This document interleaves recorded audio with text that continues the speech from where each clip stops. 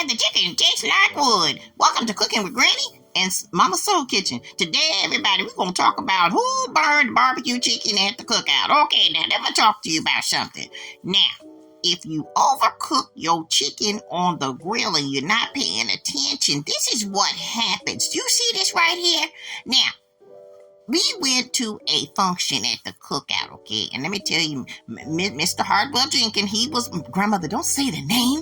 Well, I'm just saying, Mr. Jenkins was over there cooking the barbecue, okay? He was over there, and I said it was the flames everywhere. And I was like, don't you need to turn down that flame a little bit? You're trying to get it extinguished. And he was like, I know what I'm doing.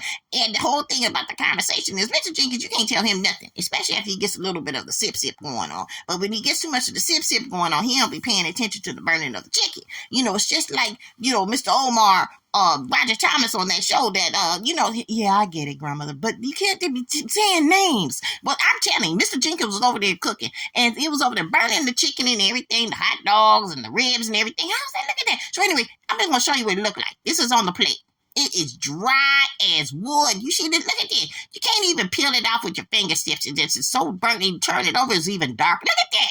Would you guys eat that at a barbecue? Now, look, if you guys going to be doing some grilling techniques and some barbecuing, pay attention to the flame, you guys. It don't have to be so high. Go back and look at our YouTube channel of how we do our chicken, how we smoke barbecue chicken or grilled chicken. But if it's too high, it's just too high. Look at that. The chicken don't have no juice on the plate, nothing. It's just dry. Oh, I'm going to talk about it like a dog. People at church talking about it like a dog. Now, if you guys want to hear more, follow us on YouTube.